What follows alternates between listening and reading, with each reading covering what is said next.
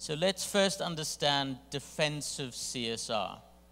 This is the kind of CSR that we see in companies like Enron and Lehman Brothers, both of which you will know no longer exist, but both of which had CSR programs.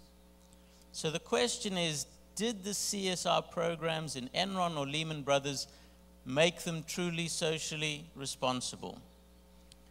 And what we see is that they did nothing to cancel out the culture of greed that existed in those organizations, by which I mean there was almost an exclusive focus on economic growth and profits and return to shareholders.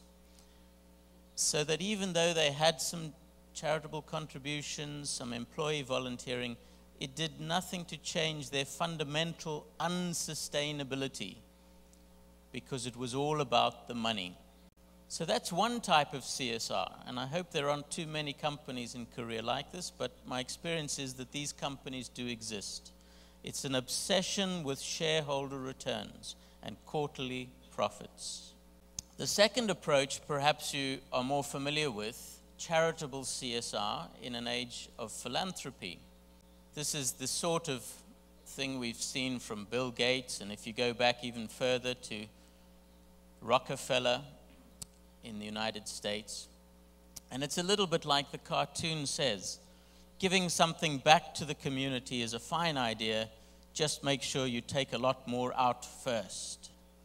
So it's the idea that you don't question how you make your money, so long as you're generous with giving it away once you've made your money. And for me, that's a fundamentally flawed logic, because actually the impact that you have as a company over the life of the company is far bigger than any kind of contribution you can give back in terms of a donation. People forget that Rockefeller, who founded Standard Oil in the United States, and is today remembered as one of the great philanthropists because he gave away almost all his wealth at the end of his life, he was a somewhat dubious, or let's say unethical character as a businessman. He got involved in price fixing, cartels, collusion, was very aggressive in the market. At one point, within 4 months, in what was called the Cleveland Massacre, he drove 23 of his 26 competitors out of business. So shouldn't we be questioning how companies are making their money, not only whether they're generous once they've made their money? The third approach then is promotional CSR in an age of marketing. Like the cartoon here shows, this is a highly polluting company, lots of smoke coming out of the factory. So they invite the media to a press release and talk to them about their paper recycling program for the office. Okay? It's what we also sometimes call greenwash, or drawing attention to small positive things when in actual fact the overall impact of the company is very negative. Now, when you ask CEOs, as the World Economic Forum does occasionally, why do they do CSR?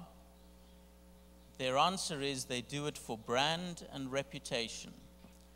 So what that tells you is most CEOs are stuck in this age. They think it's only about marketing. This is also the danger of the reporting trend that we see. We've heard a number of times now about the Global Reporting Initiative. We see some very good reports. LG has got theirs available here. If we don't go beyond this stage, then it could be just about presenting a positive image to society. And some companies have got caught out. We know the story probably of BP changing their name, their logo, to Beyond Petroleum, which quite frankly is a joke, right? Because they've never gone beyond petroleum. The most they've ever invested in renewable energies is 4%, and that's been going down year on year. Of course, there was the Gulf oil spill. There's the investment in the Alberta tar sands, very carbon intensive. So for many years, BP, when I was going through my career, was seen as a leading company in CSR, and they were very progressive. And then at some point they went too far, and they decided to make this about an image and a promotion. So I think they went backwards.